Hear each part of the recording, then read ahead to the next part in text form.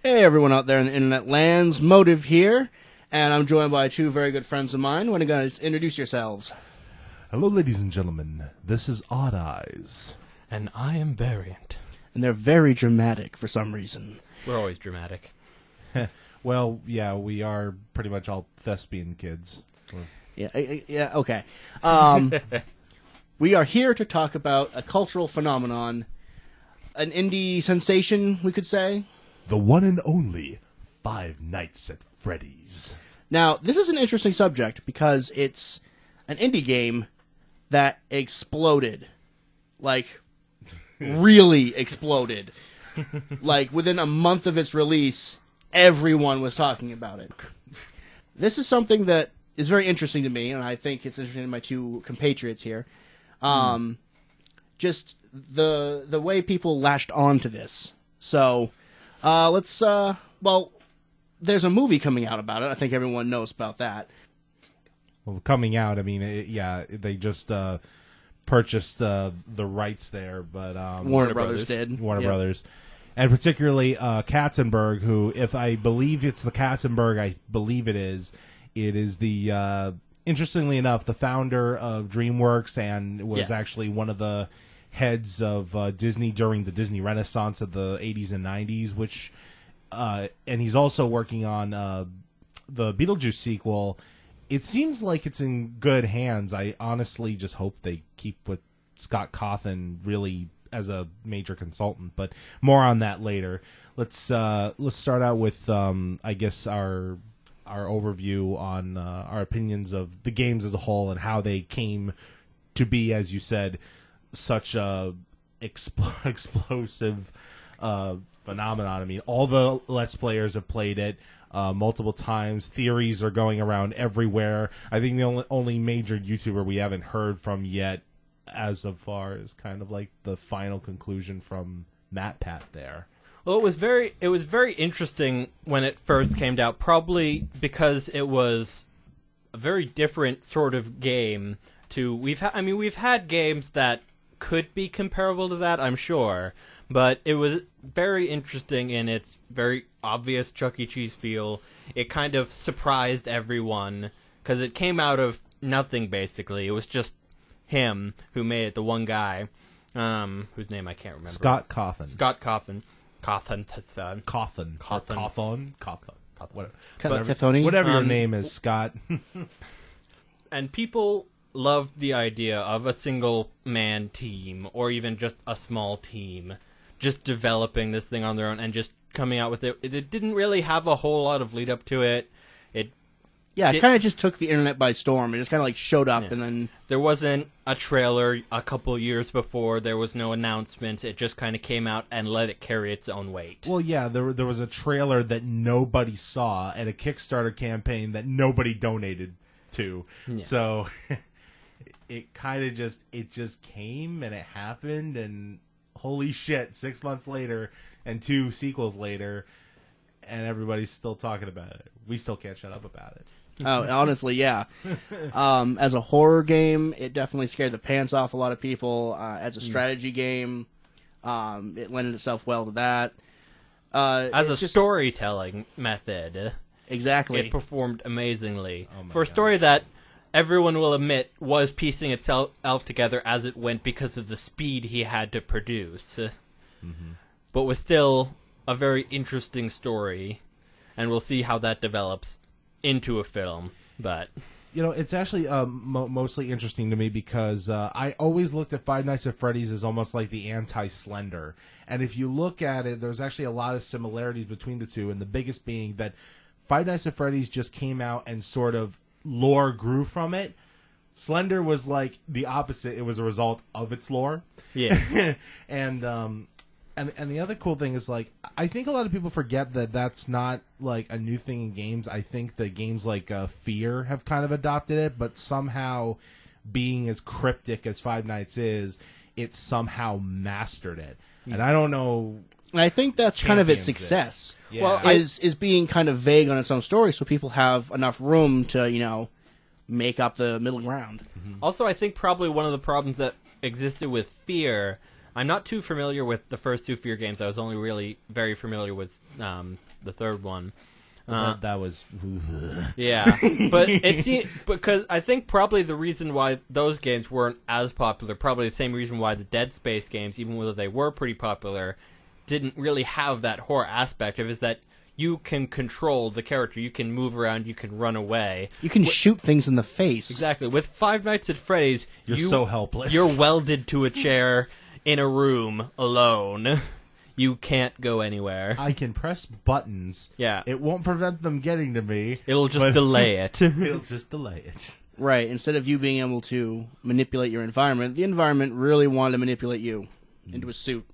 Yes. Very aggressively. And that was the first one. And and then of course, not too long after, I think only like 2 or 3 months, we got a trailer for Five Nights 2, which people were ecstatic about. Oh yeah, oh my gosh, and talking about like sort of how I felt like the second one really stepped up the game with enough new ideas to really keep it going. And as I mentioned with you guys earlier, I feel like Five Nights 2 is probably the strongest game, debatably, or at least I feel like it's the pinnacle of the series' life. I think it's the pinnacle of stress. Yeah, because it in terms of difficulty amped things up in probably every degree. You had more animatronics. You had more bits of the camera that you had to pay attention to.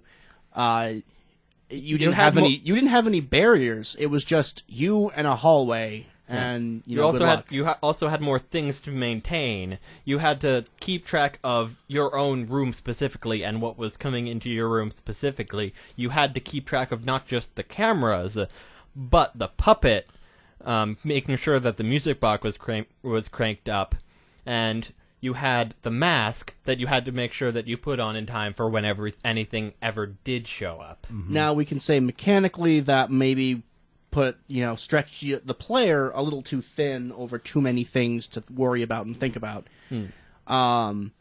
But storyline-wise, like lore-wise, it just gave us a whole bunch of new nuggets to just attach and sink our teeth into. And that is thanks to, of course, the beloved, which is I'm so glad has now become a staple of the series. Which is weird, I thought was missing in the first one. I didn't know if it was an arcade or not. It seemed like just a restaurant in the first one. The second one, it was very clear that this was sort of a combination of an arcade and a restaurant, like Chuck E. Cheese. Like a Chuck E. Cheese, or Showbiz Pizza, which are the establishments that it's parodying. And, of course, with the second one, we got the 8-bit mini games, which were great. And, the death games, basically. The source of all of those lore clues we all, that was definitely cheered over. Well, yeah, it just all of a sudden you died. Oh no, I start again. No. Well, here's a little tidbit. Here's another little thing to play. And then you start again. Mm-hmm. So it definitely broke up that monotony of die, start over. Because if you play Five Nights at Freddy's 2, you will die an inordinate number of times. So he gave you something to do in the meantime. Right, and some variety. Right. Now, sorry, go ahead. No, you go.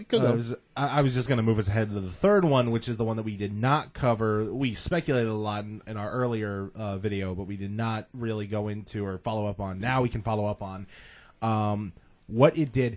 Lore-wise, I was really happy. A lot of my fears were put to rest.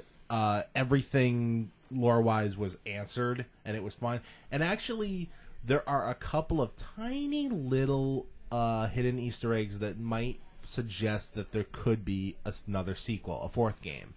It wouldn't surprise me, honestly. It wouldn't, and actually, it's for those of you who don't know, it's nightmare mode. At the very end, of course, we all know the newspaper clip which says it burns, and has the picture of the little toy Freddy.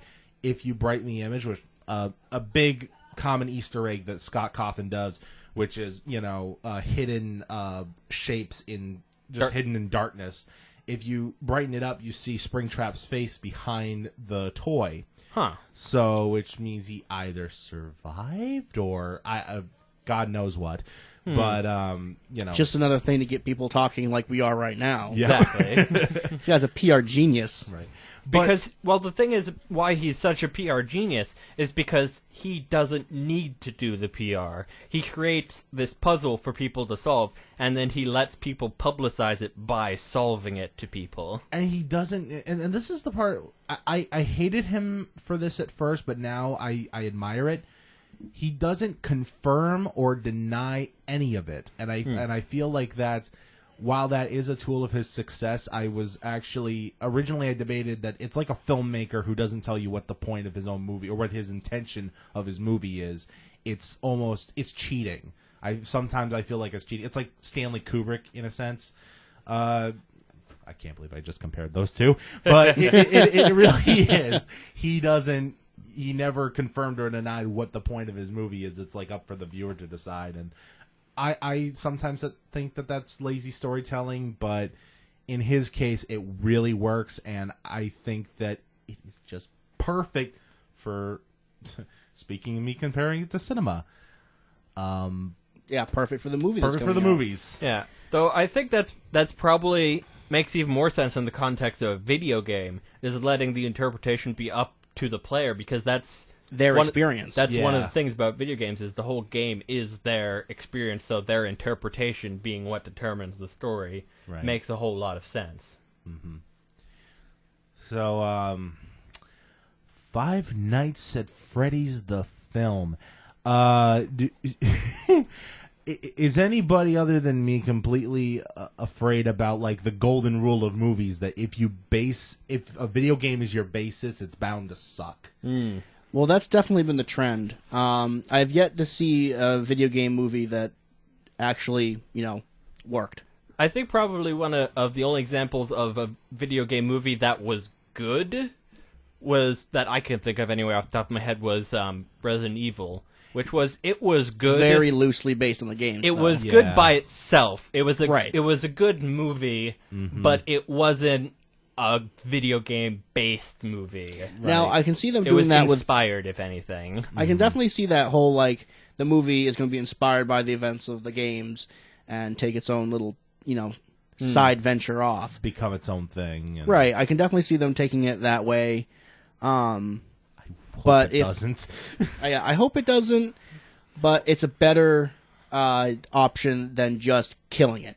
Yeah. Yeah. I think it would lend very well to that whole, Blair Witch style storytelling. Or Paranormal Activity but yeah, style that one. Of the footage taken of something. Honestly, I actually am hoping that they don't go the found footage route, because I mean it seems like a simpler, easy enough idea because of the whole. I mean, that's how the game's set up like that. It's like how the game's set up, but that's not what fans of the game want to see. They want to see the lore and the world expanded upon, as well as personally well represented. I don't imagine it will be only that. Like, I imagine that may be an aspect of it, like from format wise, that we would see in the film a lot of security camera footage in the film. That just has to be in there. It has to be a thing. But if it was a nice blend between like the camera footage and not. Yeah, that'd be nice. Like you could see outside of the building, of out in the building as people traveling around. Right. I want to see. I actually really want to see the operations during the day, because again, that's something you never see in the video games. You only hear about it. Yeah. Well, it's going to be interesting to me, because the way Scott has really kind of set up the company is really sort of this very, very shady one that will totally cover up all of the horrible atrocities and things. For as apologetic as they are to, towards PR, they're like, on the other hand, they're basically cleaning up the mess before they even report it to anybody.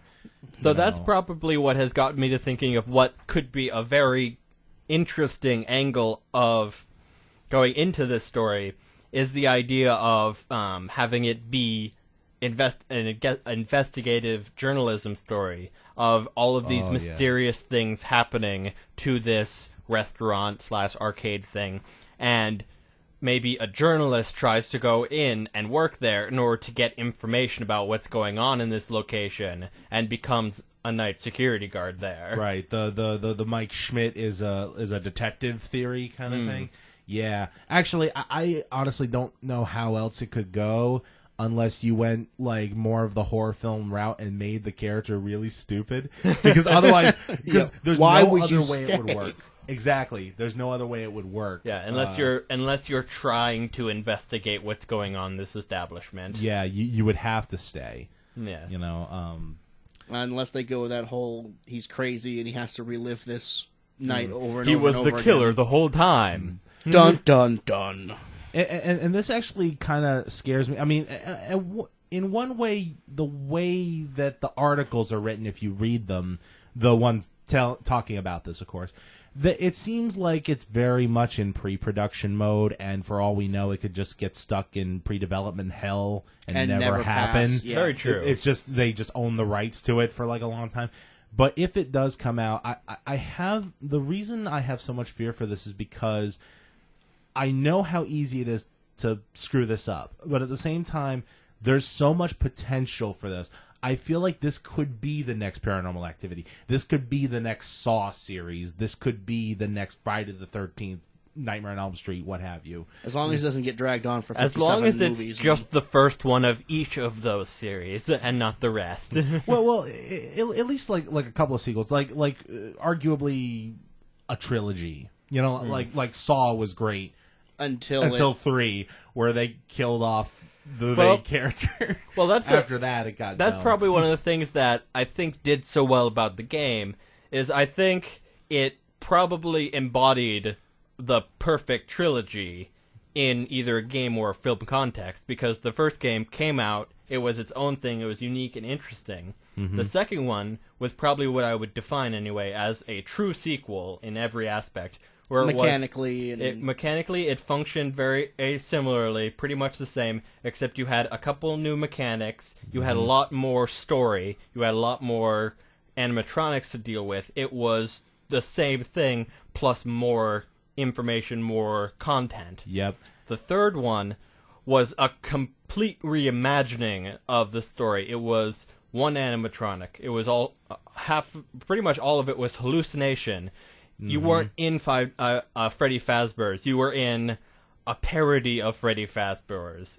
Yeah. It was a complete alternate angle on the same story, and it pretty much surprised everyone when it came out as that format. Wow. Now that I think about it, it's like again comparing it to other horror movies. It's like if you were to go from Nightmare on Elm Street to Nightmare on Elm Street: The Dream Warriors, and then you skip right ahead to New Nightmare.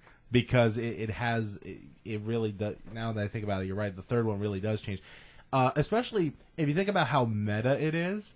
How much it's like it's almost commenting on real life. I feel half of the setup. You know, the fact that it's like, it's basically a haunted house dedicated to basically just a bunch of teenage kids that are crazy about the lore. Yeah. That's what the whole... Especially considering the phone guy from the third game is some, like, surfer dude. Yeah, bro, look, I got some animatronics. I'll totally not kill you, bro. Yeah. Yeah. Oh, my gosh. So, yeah, I mean, really, I don't know. I'm not 100% sure what else, but there's... I have a lot of high hopes for this movie. I really... Yeah, definitely same here. It could either go amazingly well... Or tank like a bastard. And just scoot by without anyone even thinking about it. But honestly, it would be just worth the ticket enough to see live action versions of the animatronics. Definitely. I would love to just see... Definitely. Just assuming they go... image of Foxy, and I'll be like... Done. Assuming they do go full live action with the animatronics, they go mechanical, which would be amazing to see. Please don't CG it. I would Please don't CGI. Just touch it up, CG. Yeah, I would be Touch very it up, happy but- if it goes with animatronics, or even they might end going up with people in suits that have to pretend to be animatronic, which would just be hilariously ironic. It really And just would. touch everything up with CG to make it look more appealing. Definitely. Well, that whole series has definitely impacted us, I think, in a positive way. It's been a blast to play. It's been even more fun to speculate on theories and watch everyone's reactions. And I think this is definitely one of those games that will go down as a great. I think it definitely will. Oh, yes. So, for Odd Eyes, for Variant, I'm Motive, and we are the Discussionists. And if you liked this, well, hit that like button. If you have any thoughts or comments, just leave those down below. And hell, why don't you just subscribe while you're at it, and that would be really awesome. We would appreciate that a lot. So, everyone out there in the internet lands, have a good night.